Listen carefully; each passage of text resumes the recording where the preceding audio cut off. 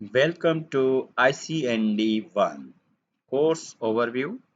Course overview में आपको बताऊंगा कि CCNA की सर्टिफिकेशन जो है उसकी रिक्वायरमेंट क्या है और वो सर्टिफिकेशन आप किस तरह से दे सकते हैं और उसके लिए आपको क्या-क्या चीज़ें रिक्वायर्ड होंगी।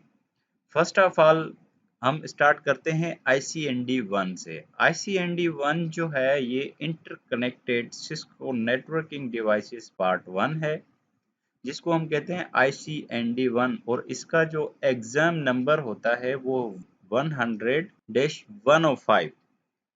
बेसिकली CCNA में इंडिविजुअली आप दो पेपर दे सकते हैं, अलग अलग दो पेपर दे सकते हैं। अगर आप चाहें तो एक भी पेपर दे सकते हैं। अगर आपने ये ट्रेनिंग्स कंप्लीटली स्टडी कर लेंगे तो आपके लिए सिस्को सर्टिफाइड नेटवर्क एसोसिएट की सर्टिफिकेशन बिल्कुल आसान हो जाएगी।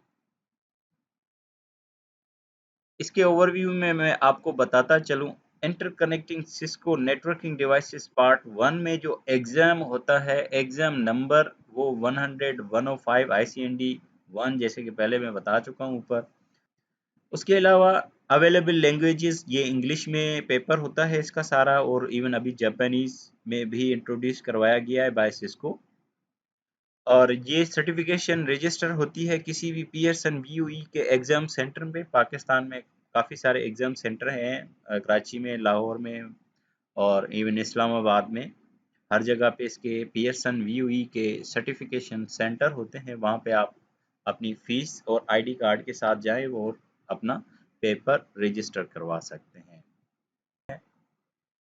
मेरी ट्रेनिंग शॉर्ट होगी और इसमें आपको जो मेन पॉइंट्स होंगी वो मैं आपको बताऊंगा, जिसके दौरान आपको कोई कंफ्यूजन नहीं होगी। अगर हम कोर्स ओवरव्यू की बात करें तो इस कोर्स ओवरव्यू में सिस्को ने अपने टॉपिक्स बताए हुए हैं जो ICND 1 में आपको कवर करवाऊंगा मैं।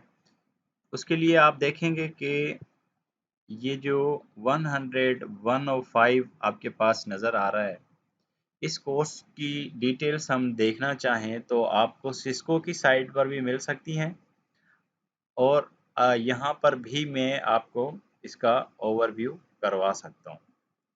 ये कोर्स ओवरव्यू सिस्को का डिज़ाइन करदा है, और इसमें आपको मैं इसके टॉपिक्स अगर दिखाऊं तो इसमें सबसे पहले जो है वो नेटवर्क फंडामेंटल्स है, और उसके बाद उसकी कुछ टॉपिक्स हैं मेन और उसके बाद लैन स्विचिंग फंडामेंटल्स हैं। फिर उसके टॉपिक्स हैं राउटिंग फंडामेंटल्स हैं, और उसके कुछ टॉपिक्स हैं इंफ्रास्ट्रक्चर सर्विसेज हैं, और उसके कुछ टॉपिक्स हैं। इसमें आप देखेंगे सारे जो भी है, और पांचवा जो है वो 14% इंफ्रास्ट्रक्चर एंड मेंटेनेंस में। ये सारी चीज़ें इस कोर्स में हम कवर करेंगे वीडियो बाय वीडियो। आप सारे वीडियोस जब तक नहीं देखेंगे आपको मे बी कोर्स अंडरस्टैंड होने में थोड़ी मुश्किल हो। कोर्स ओवरव्यू में मैं आपको पहले ही बता चुका हूं कि ICND एग्ज़ाम नंबर 100-105 में कुछ टॉपिक्स हैं जैसे कि नेटवर्क फंडामेंटल्स, लैन स्विचिंग फंडामेंटल्स, और उसके बाद routing fundamentals, infrastructure services, infrastructure maintenance. ये सारे जो टॉपिक्स आपको दिए गए हैं, ये सारे टॉपिक्स आपको इस वीडियो में कवर होंगे। उसके बाद जो कोर्स है interconnected Cisco network devices part 2, जिसको हम ICND 2 कहते हैं या एग्जाम नंबर 200-105 कहते हैं।